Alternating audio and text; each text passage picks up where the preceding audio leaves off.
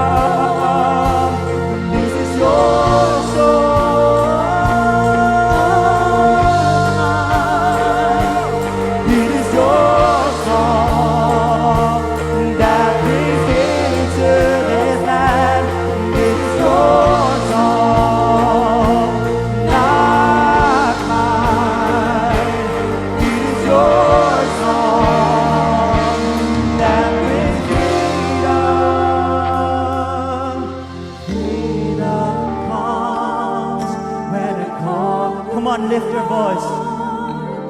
Freedom comes when I call you, Lord. You are Lord, my God. You are the center of it all, the universe has it all. Your majesty, I surrender all.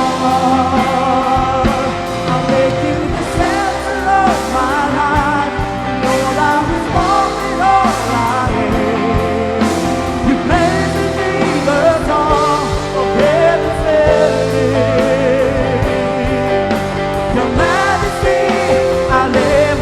You are the center of it all. The universe has it all.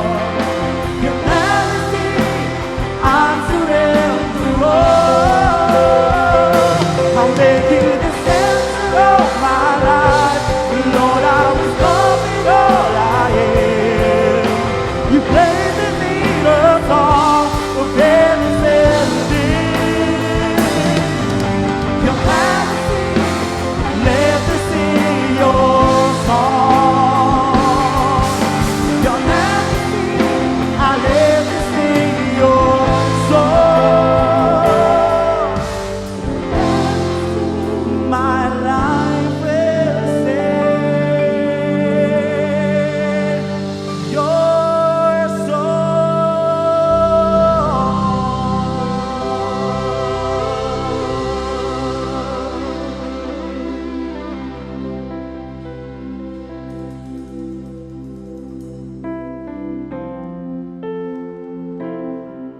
Lord, it's all about you. Whatever comes our way, there is this one name, that one and only name of Jesus. You are the center of it all, Lord. Thank you, God. Thank you, Lord Jesus.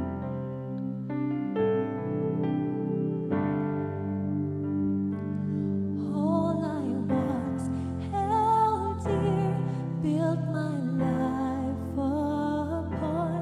All this world reveres and wants to own. All I want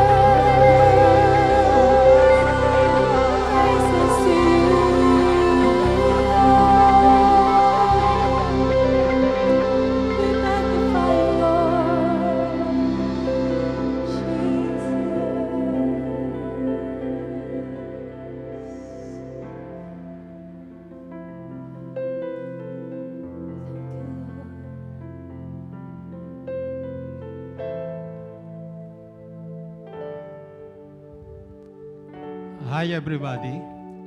Yes, the Lord is worthy of all our praise. To love Him more, to be like Him, for this is His plan and His desire. Shall we give the Lord again the best love offering that He deserves? As we worship Him today, praise Your name, God. Praise Your holy name. Amen. Amen. Good morning, all for Christ Church and to all our guests. It's good to have you today again na magkakasama tayo sa ating live streaming worship. I know nandyan kayo by faith, nakikita nyo ako at huwag nyo akong iiwan.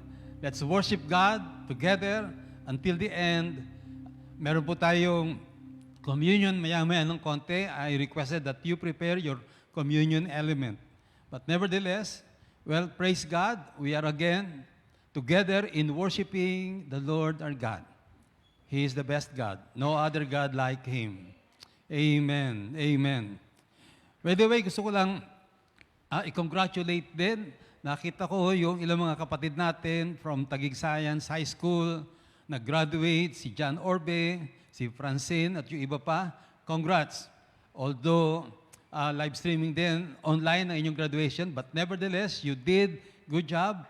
Congratulations to all of you. And shout out to NPMC personnel at Fort Bonifacio, headed by Commander Captain Geraldine M. Pasha, PN o Philippine Navy MNSA. Praise God. At maging kay Brother Ray Arl, thank you sa inyo lahat dyan, sa mga Philippine Navy sa kasama natin ngayon na nag-worship. Praise the Lord. Well, today, let me share with you the Word of God.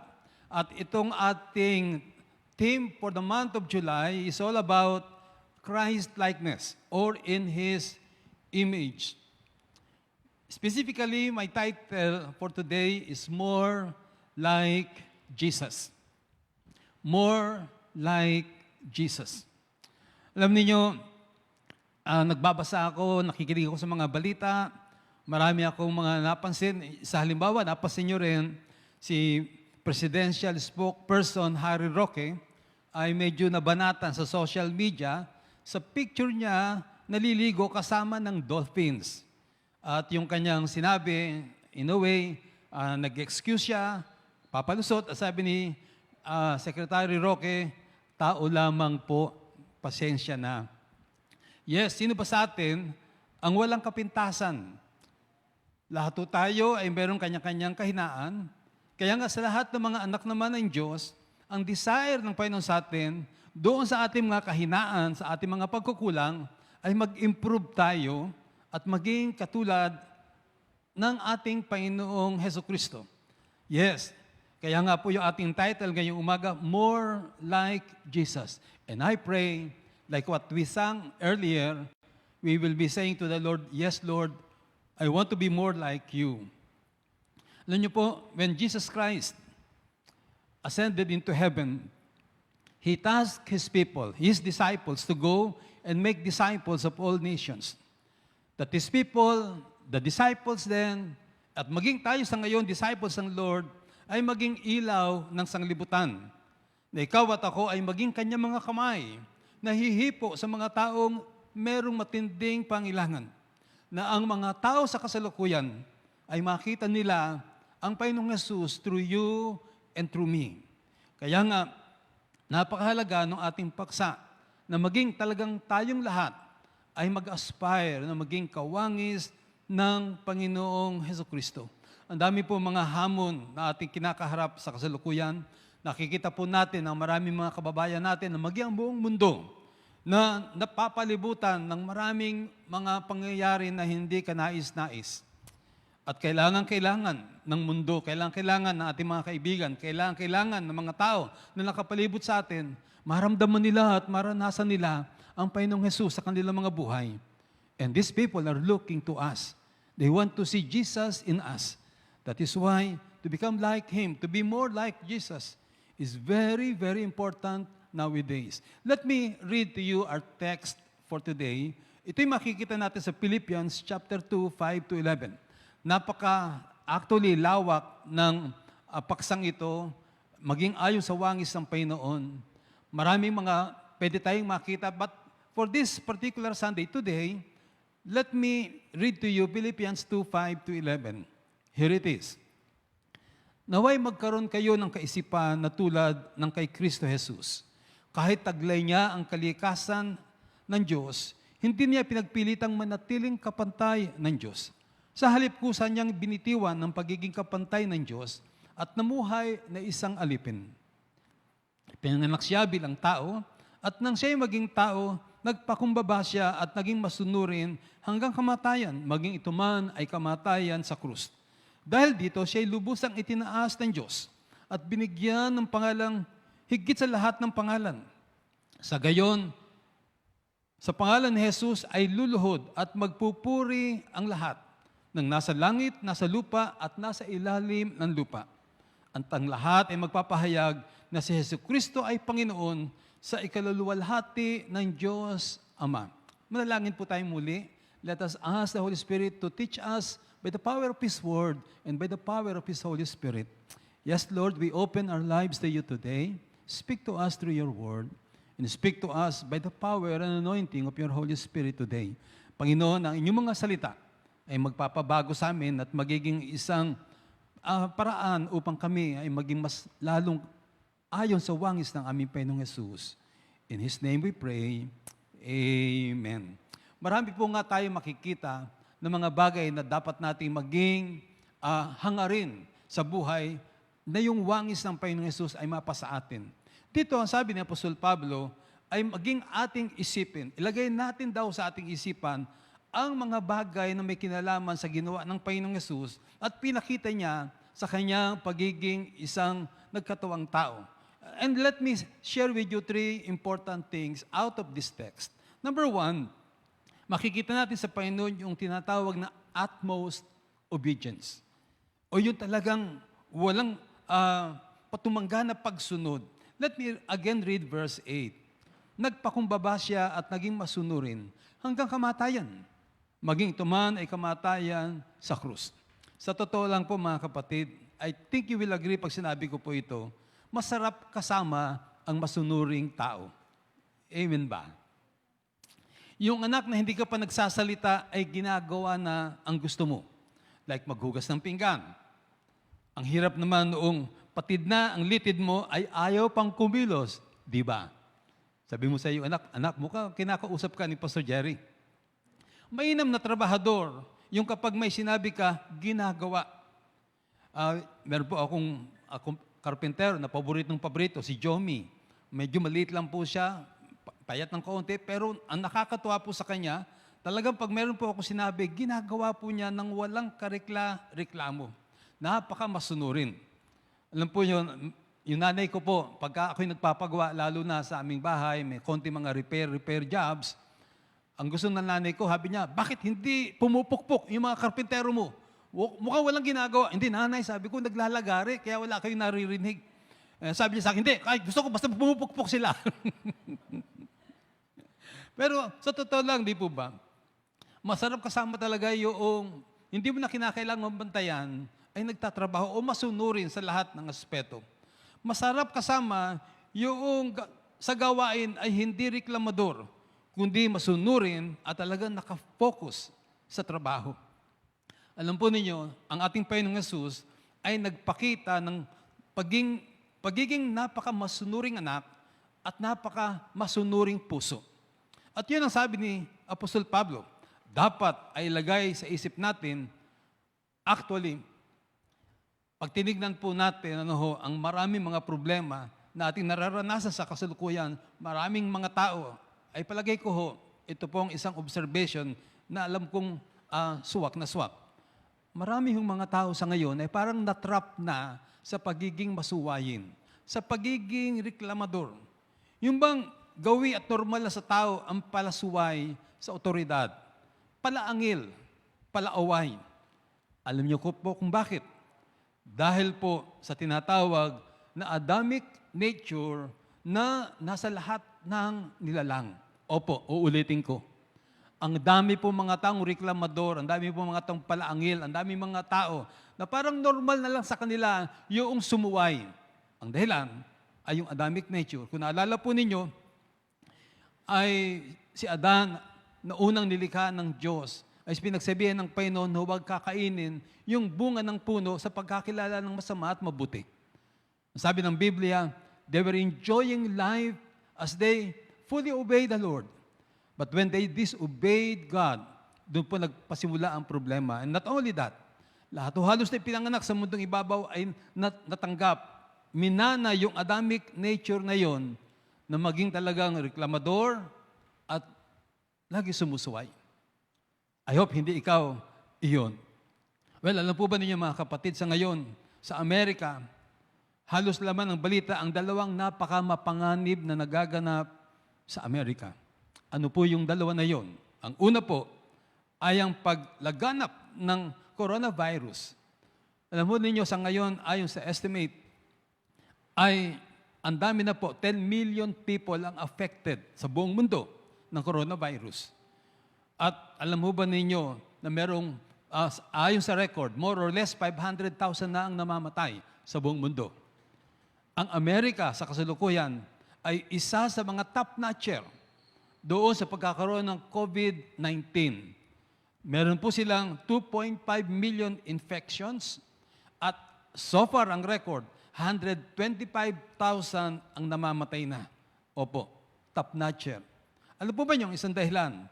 Ayaw po nilang sumunod sa otoridad. Maraming mga Amerikano ang nagsasabi, ba't ako magsusuot ng mask? Bakit ako hindi lalabas ng bahay? Meron akong karapatan, meron akong rights na dapat kong ma-enjoy. Well, because of that, ang paglagana po ng virus sa Amerika ay medyo alarming. Hindi lamang po yan, makikita po niyo sa pangmalaking problema ng Amerika habang napapanood ko kumisa yung mga balita ay yung tinatawag na Black Lives Matter. Alam niyo, di ba, yung istorya na may napatay na isang dinaganan sa leeg ng isang pulis na matay. Pagkatapos mula doon, nagpasimula na maraming mga rally at ngayon, lumalala po itong rally na to.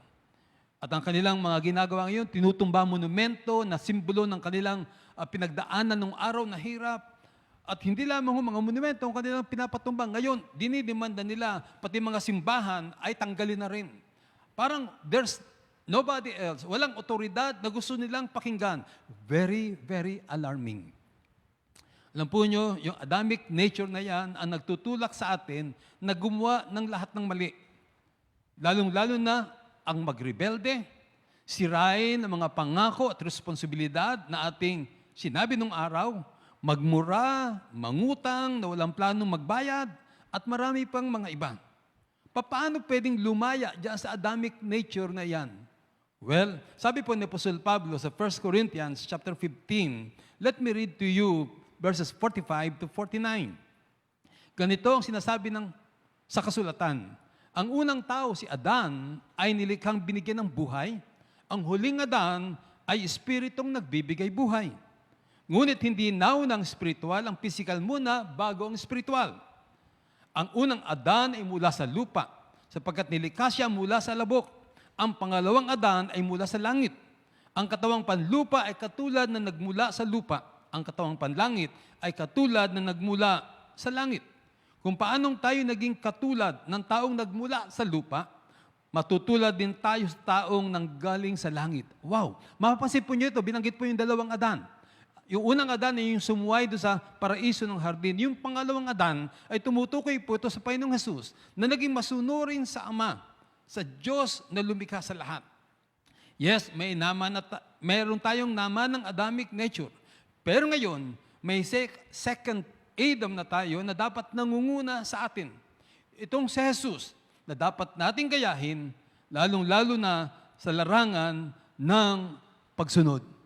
Pakisabi sa iyong katabi, sumunod tayong lagi. Alam po ba niyo, let me say this, disobedience is the gate to disaster. Yes, disobedience is the gate to disaster. Like what I said to you earlier, yun po nangyayari ngayon sa maraming mga panig ng mundo. Alam po niyo kung si Adan lamang at si Eva ay sumunod ng todo-todo. Sana wala na po tayong problema sa kasalukuyan. Wala nang mga pait at kirot, wala nang mga paghihirap na nararanasan tayo sa ngayon. But, well, that's water under the bridge already. We can still reverse the situation if only we could go back to our original intent and purpose. Obey God fully. But that is now possible for all Christians na tumanggap sa Panginoon. Later po, sa mga nakikinig sa akin, papaliwanag ko po yung pagtanggap sa Panginoon. Pero kapag tinanggap mo na si Jesus sa buhay mo, tayo ngayon ay meron ng kakayahan bilang susundan natin ng pangalawang Adan na ito ang magdadala sa atin na maging ayon sa wangis ng ating Panginoong Jesus. Ano bang mapapala sa pagsunod? Napakadami po. And let me just read to you ilang mga verses sa Bible, lalo na yung Deuteronomy 28, verses 1 and following. Ang sabi po dito ay napakaganda at napakalinaw. Kung susundin lamang ninyo si Yahweh na inyong Diyos at tutuparin ang kanyang mga utos, gagawin niya kayong pinakadakila sa lahat ng mga bansa sa balat ng lupa. Napakaganda pong pangako. Napansin po ninyo, kung susundin lamang ninyo si Yahweh na inyong Diyos at tutuparin ang kanyang mga utos, gagawin niya kayong pinakadakila sa lahat ng mga bansa sa lahat o sa balat ng lupa. Alam po ba niyo mga kapatid, kung titignan po natin ang istorya o history ng Amerika, sila po ang kanilang pinakapundasyon ay iisa lamang noong pasimula. Walang iba kundi ang Diyos ay kanilang sundin. Maging pangunahin sa kanilang konstitusyon ang Diyos na dakila. Kaya nga sa pera nila, may nakalagay in God we trust. But nakakalungkot, somehow, itong kanilang prinsipyo ng unahin ng Panginoon ay nababago. And what do we observe right now? Nakakalungkot, nakakatakot, at pwede pong lalo talaga magdala ng marami pang ibang bagay sa buhay ng Amerika kapag hindi po ibinalik doon sa pagsunod sa Panginoon. Mga kapatid, mga mahal ko sa Panginoon, let's avoid the trap of disobedience. Even yung partial or yung delayed obedience. Alam niyo po, ako po ay nagpastor noong 1982 at alam naman marahil ninyo na ang pagkapastor ay marami mga pinagdadaanan din. Sarili mong problema, minsan sa buhay mo, okay, minsan ay problema ng mga kapatiran. Pero meron din po mga bagay na tumatatak po sa akin na hindi ko makalimutan. Mga nagbibigay ng kalakasan ng loob sa akin sa ministry. Alam po niyo kung ang ilan po doon, ang isa po doon hindi ko makakalimutan, ay isa po natin naging member, si late Pastor General Alfredo Basas. Alam po niyo kung bakit? There was a time na nirequest ko po siya. Sabi ko, General, pwede po bang preach kayo ng Word of God this coming Sunday? Alam po niya, sagot niya sa akin, Pastor Jerry, as my pastor, your wish is my command. Wow! Alam po niyo, talagang masarap pong kasama ang masunurin. At ang mga sundalo po, madalas, sanay po yan sa pagsunod, lalo na sa kanilang mga nakakataas. And that should be our attitude. To always learn to be like Jesus. Be obedient at all times. Hindi ko alam kung ano mga sinasabi ng Panginoon sa inyo sa oras na to. Hindi ko alam kung ano mga hamon ng Panginoon sa buhay mo, kapatid, anak, sa mga panahong ito. It could be probably, may nanliligaw sa iyo, gwapo. Gusto mo nang sagutin. Ang puso mo'y nabihag na. Pero alam mo, hindi siya katulad mong Kristiyano. Ano dapat mong gawin? Ano dapat mong gawin? Alam mo yan. Alam mo na ang Panginoon ay dapat na maging number one sa buhay natin. Ang Biblia ay laging totoo at pwedeng maasahan. Kapag gusto mo ng tagumpay, kapag gusto mo ng maayos sa pamumuhay, pag gusto mo na ikaw ay talagang lubos sa pagpalain ng Panginoon, merong isang importanteng huwag nating kalilimutan. Utmost obedience. Like what the Lord Jesus Christ showed. Amen? Amen po mga anak? Wala pong nagkamali sa pagsunod. Marami pong napahamak sa pagsuway. Number 2, deep compassion. Deep compassion. Let me read from verse 6 to 7, Philippians chapter 2 once again. Kahit taglay niya ang kalikasan ng Diyos, hindi niya pinagpilitang manatiling kapantay ng Diyos. Sa halip, kusa niyang bintiwan ang pagiging kapantay ng Diyos at namuhay na isang alipin. Ipinanganak siya bilang tao at nang siya'y maging tao.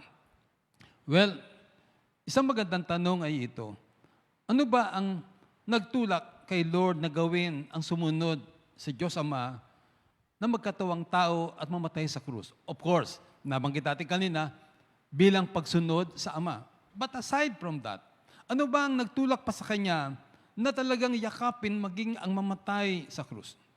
Well, makikita po natin mga kapatid, ang clue ay sa Kanyang mga aral at mga ginawa masusumpungan.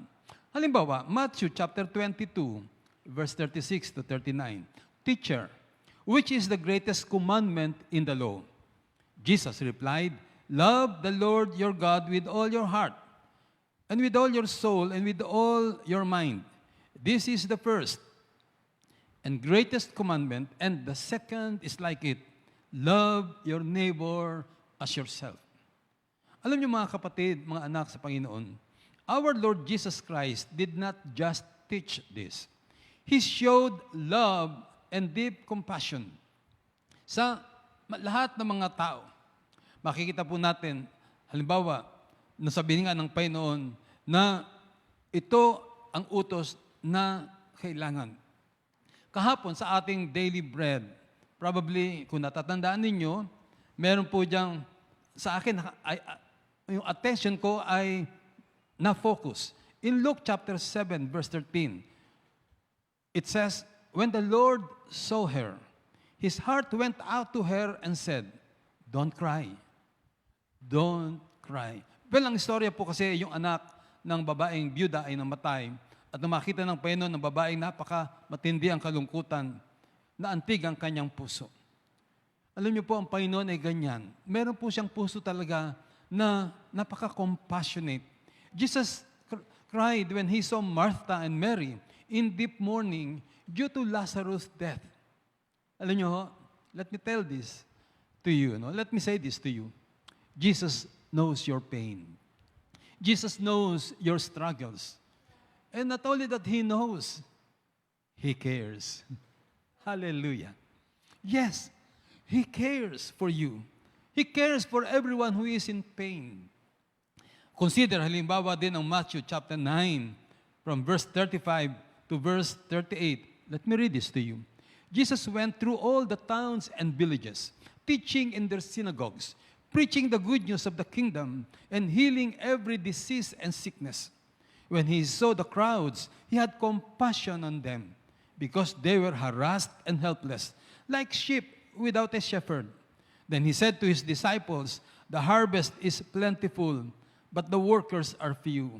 Ask the Lord of the harvest, therefore, to send out workers into His harvest field.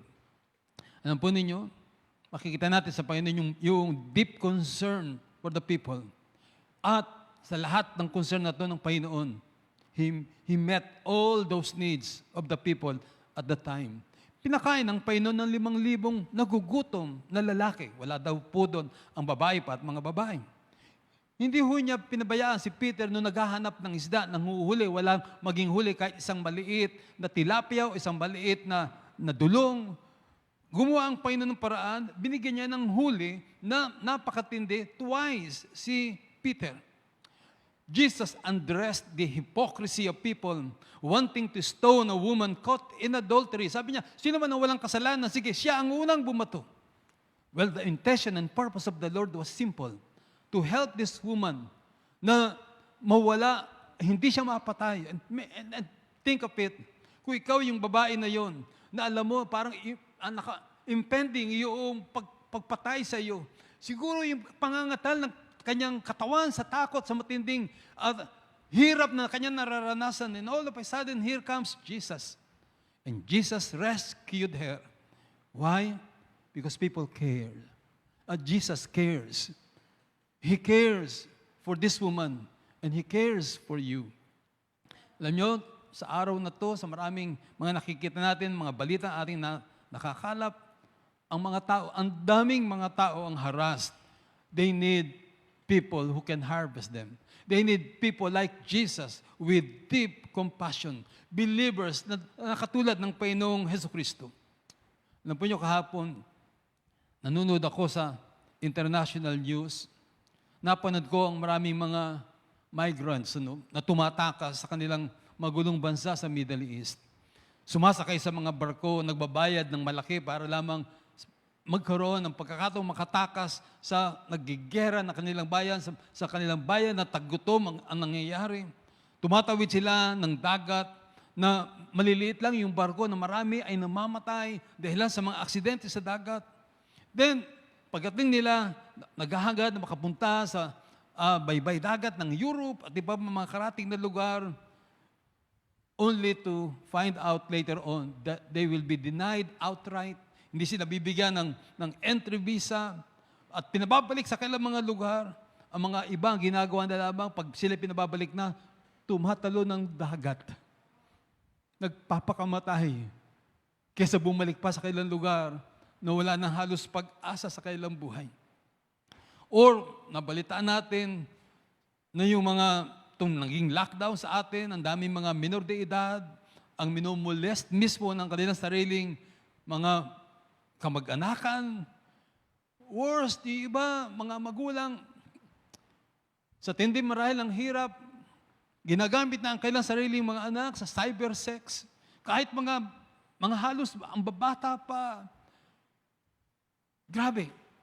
Or consider, yung mga ilang OFWs natin, nagpunta ng Saudi Arabia, nangangarap, naaangat ang buhay. Now, dumating ang coronavirus, ang marami nagsara mga kumpanya, yung kanilang mga pinagtatrabuhan, pinaalis sila sa kanilang mga sariling tinitirhan, hindi na sila inaasikaso, so makikita natin, naghahanap ng pagkain, pumupunta sa mga basurahan, hoping na meron silang makain. Grabe. Grabe ang problema ng mundo sa kasalukuyan. Anong gagawin natin? Yes, totoo, napakalaki ng problema ng mundo. At pag tinignan mo, parang halos wala tayong pwedeng gawin. Well, huwag na tayong lumayo, huwag natin tignan ibang mga bansa. Dito lang sa ating sariling bayan. Isang araw, sabi ni Bishop Uriel, ang dami nangangailangan. Ang dami mga nawalan ng trabaho din sa ating bayan. Ang daming di alam kung anong gagawin para sa kanilang pagkain man lamang. Sabi ni Bishop Uriel, pwede ba mga Kristiyano, mga kapatid sa Panginoon, kung kayo ay merong konting papagawa sa inyong bahay, humanap kayo ng mga karpenterong walang trabaho, kahit kaya niyong gawin, i-hire niyo na sila. At kung po pwede, wag lang bigyan ng sweldo. Kung pwede, ibigyan kahit mataas-taas ng konti doon sa tinatawag nating minimum wage bawat araw. Kung ikaw ay bibili ng Jollibee para sa iyong tanghalian marahil, merienda, at meron kang madaanan na alam mong walang makain, pwede bang gawin mong dalawa na yung bilhin na Jollibee at ibigay doon sa taong nangangailangan para meron malang makain? Kung meron kang kakilala, bata, walang pang-enroll, ang mga magulang hindi alam saan kukuha ng pangbayad sa enrollment ng kailang mga anak, and you can do something. You can contribute something. Let's be like Jesus. With deep compassion. Seeing these people with the eyes of our Lord. Na kung siya ay nandoon, ano kaya ang kanyang gagawin? Alam niyo po, mga kapatid, nais ko na rin mamanig sa inyo, more than ever, maski nung araw, meron po tayong tinatawag nating Macedonian Fund. Ang intention po ito, makatulong doon sa mga yung nga, walang pang-enroll o wala man lang pamasahe. Ang request natin, sige, pwede ba? A part ng inyong income, kung paano sa Old Testament, pagka nagaan sila ng mga trigo, pag nalaglag yung butil, wag na nilang kukunin para yung sa mahirap. Eh tayo naman hindi ngayon umaani, hindi naman tayo farmers, pero kumikita rin tayo ng pera. Pwede ba a certain percentage of your income be devoted dito sa tinatawag nating Macedonian Call Fund to help people who are in need? Yes, parang hindi natin pwede pakainin ang lahat, but we can do something. We can. Because Jesus will do something kung siya ay naririto sa kasalukuyang panahon. Yes, I know we are somehow in need in one way or the other.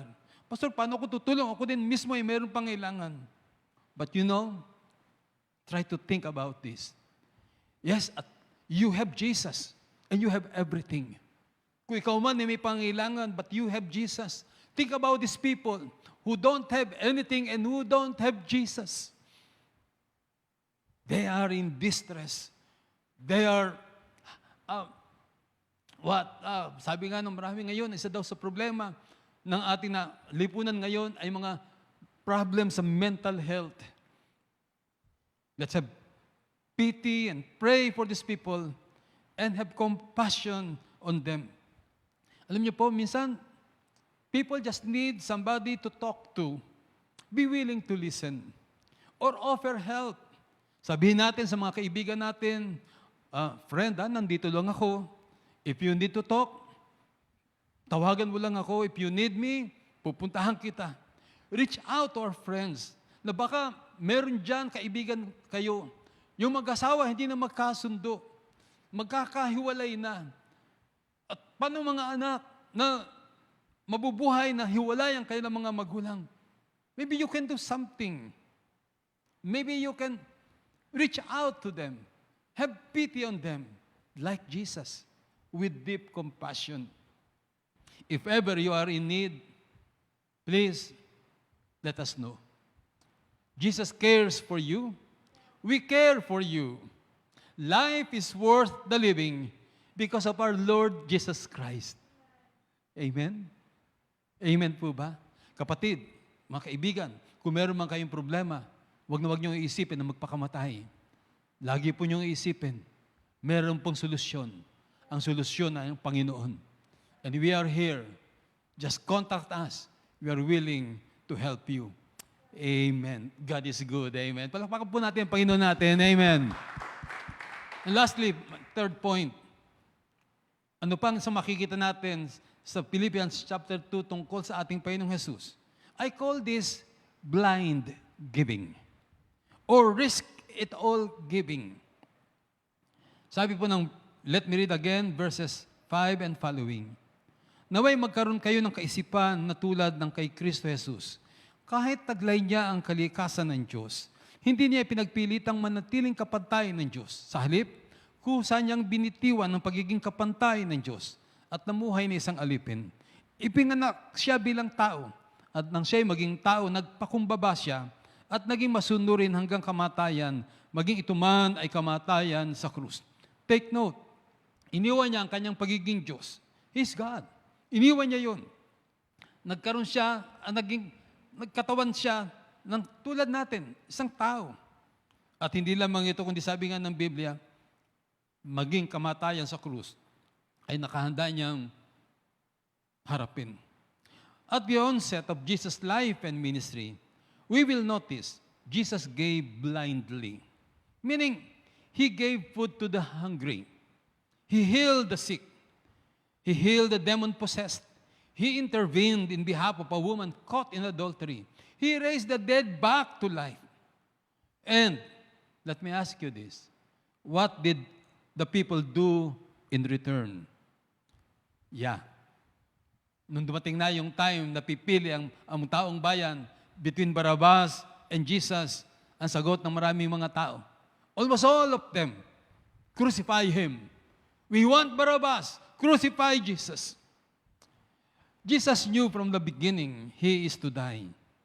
But the question is, yung outcome ng kanyang pagkamatay, meaning, ano kaya magiging reaction ng mga tao sa Kanya? Jesus knew from the very beginning, ang kanyang task ay tulungan ng mga tao. Hipoy ng mga nangangailangan. Pero ano ang ginanti ng mga tao sa Kanya? Rejection. Yes, He knew He will resurrect after 3 days. Yes, He knew He will ascend into heaven after 40 days.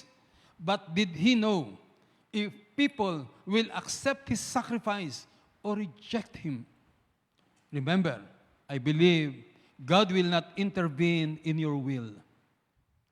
Yes, we have the freedom to choose or reject what He offers us.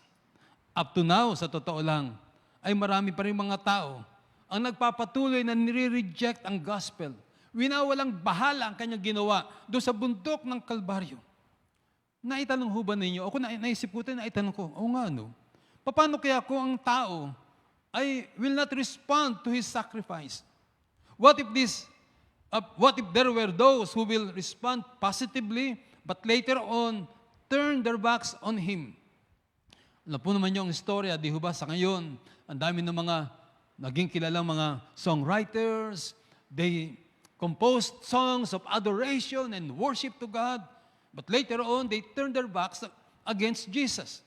They said, it's all hoax, it's all nonsense.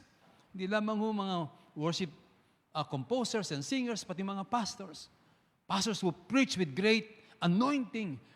Pastors who were talagang greatly talented, but later on will say, I want freedom.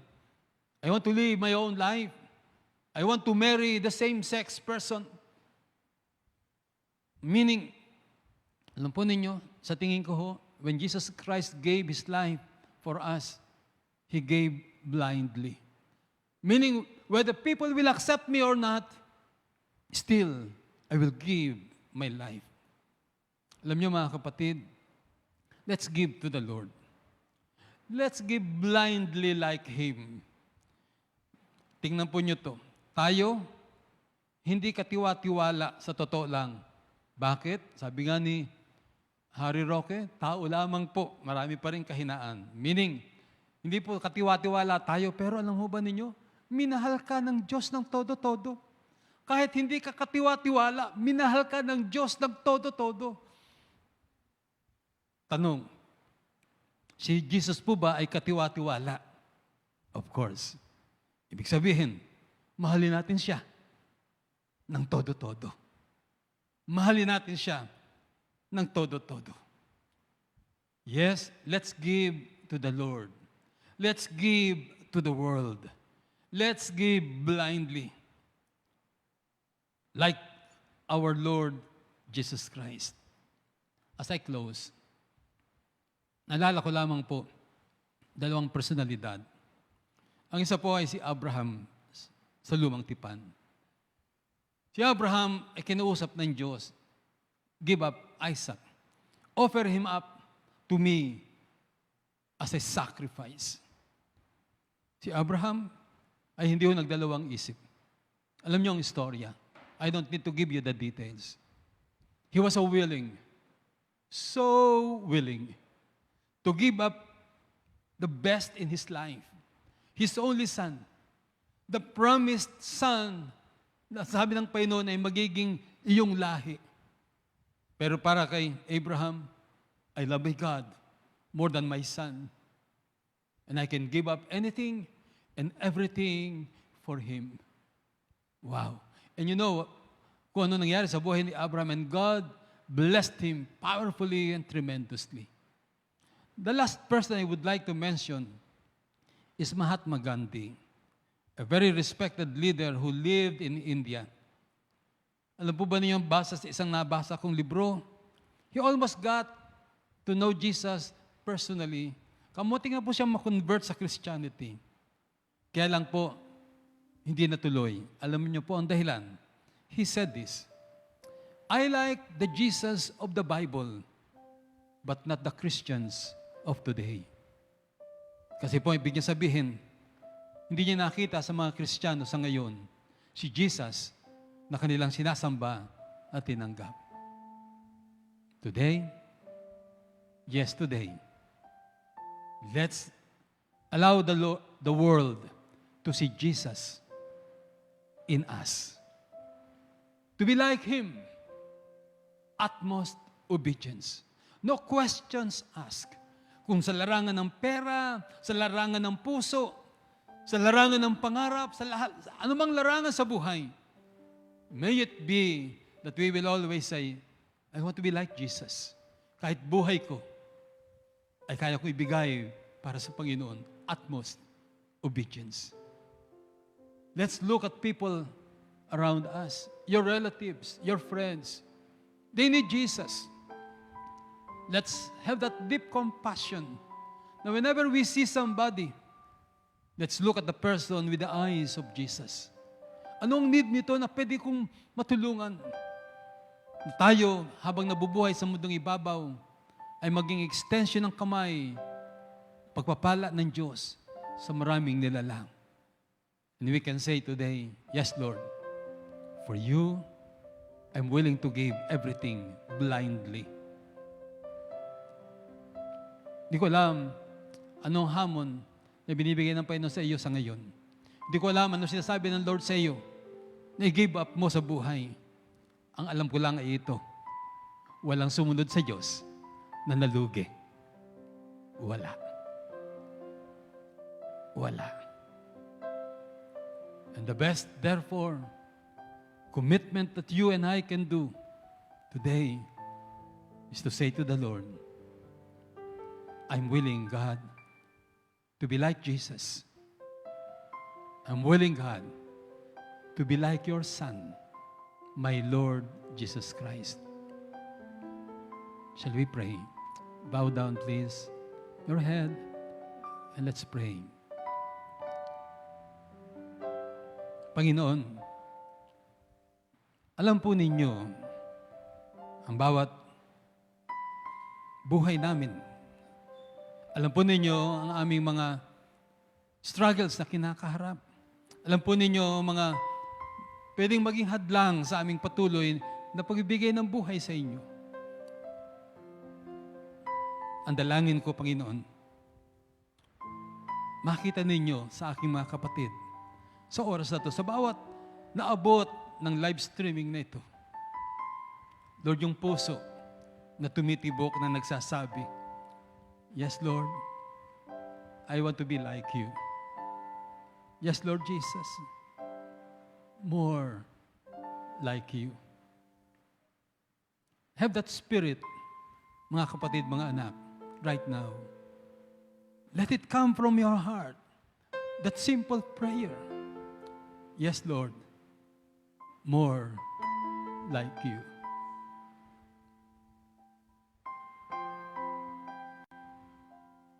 And today,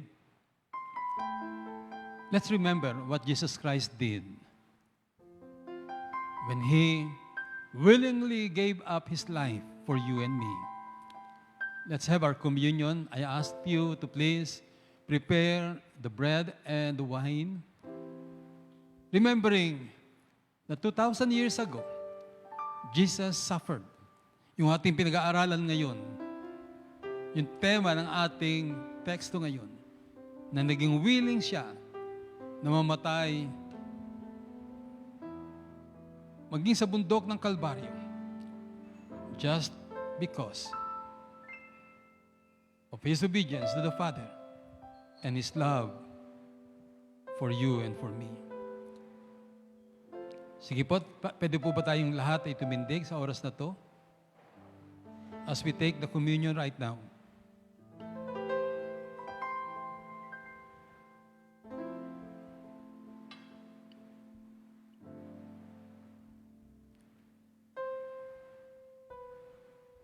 Let me read a text from 1 Corinthians 11. Mula po sa talatang 23 at sa mga sumusunod.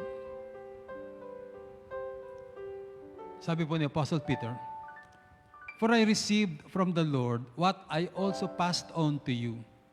The Lord Jesus, on the night He was betrayed, took bread. And when He had given thanks, He broke it and said, this is my body, which is for you.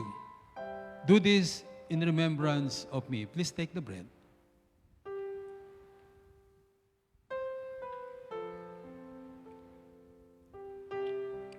In the same way, after supper, He took the cup, saying, this cup is the new covenant in my blood.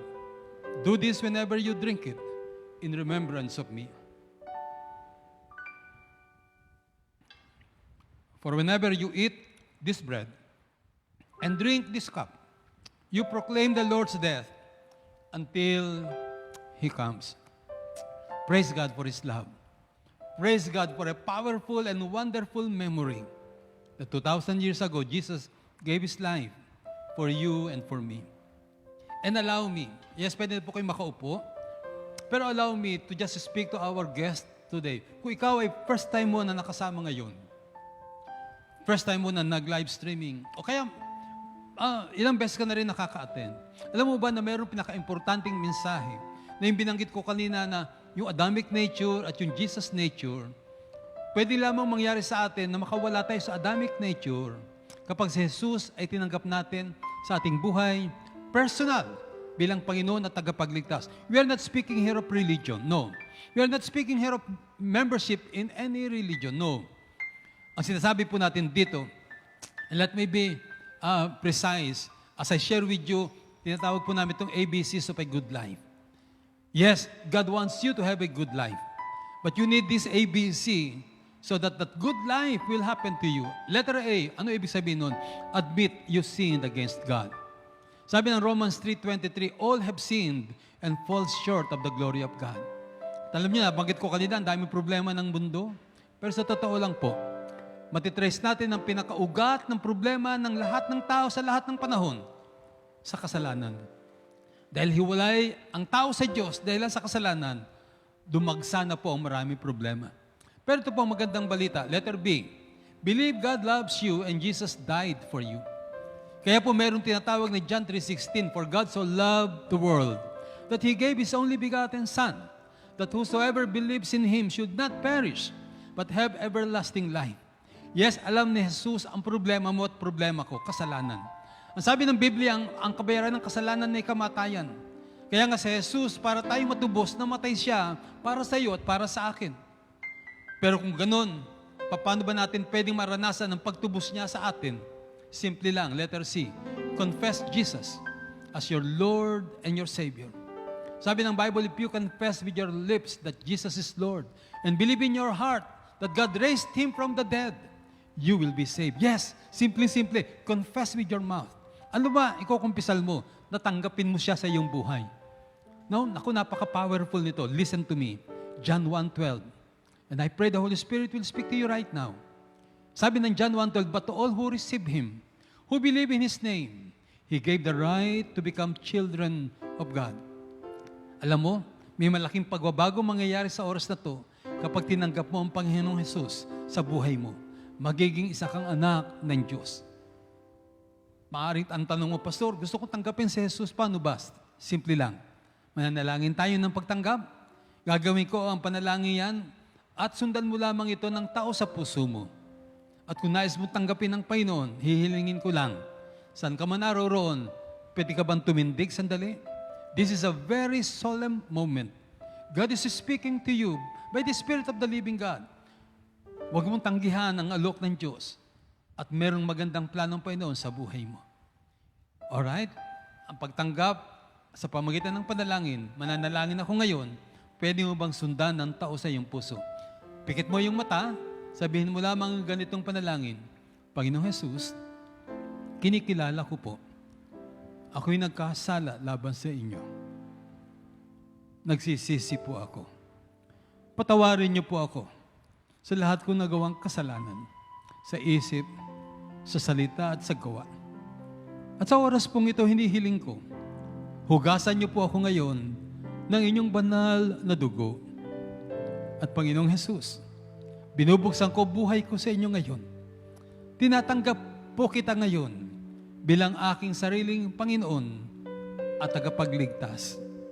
Mula sa araw na ito, ipinapahayag ko, kayo ang aking Diyos at sa inyo ay maglilingkod ako.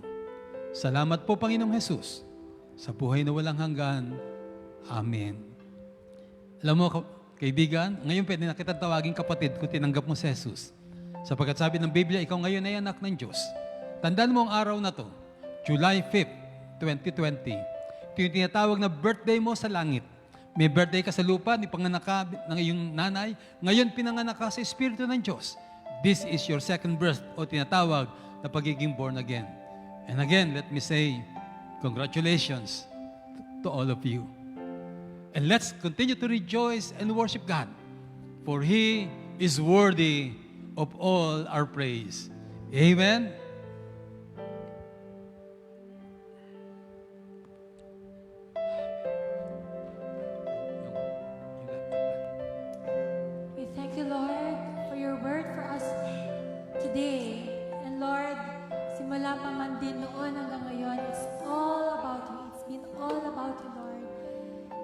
worship you one more time.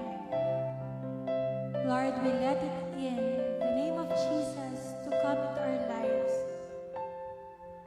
We allow you to take full control of us, Lord. Thank you, Lord. All I once held dear, build my life upon. All this world reveres and wars to all. All I once thought gain, I have counted loss, spent and worthless now, compared to this. Knowing you, Jesus, knowing you, there is no greater thing.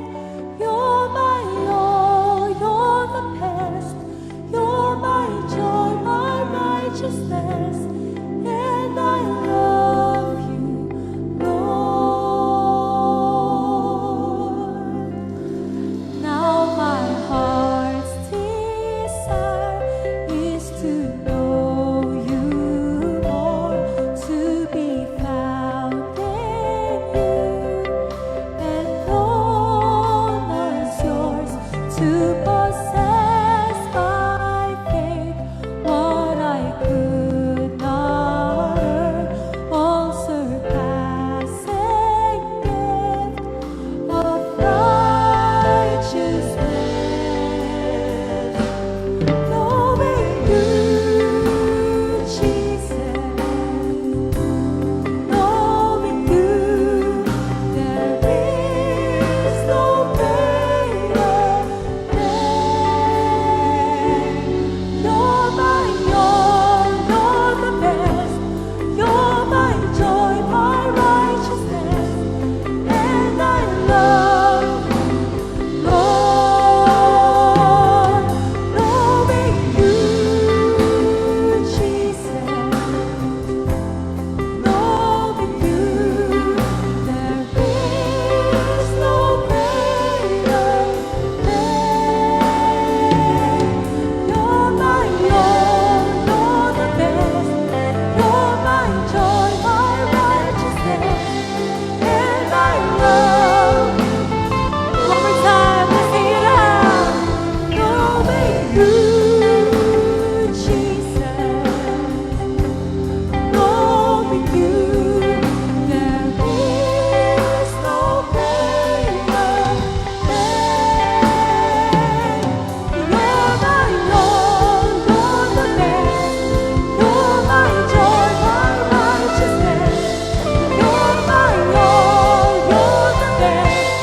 You're my joy, my righteousness. You're my all, you're the best. You're my joy. One more time, let's sing it out. You're my all, you're the best. You're my joy, my righteousness, and I love you, Lord.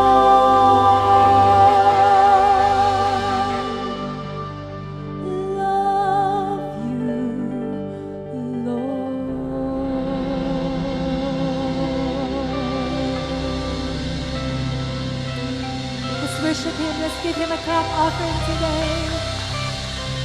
Thank you, Lord.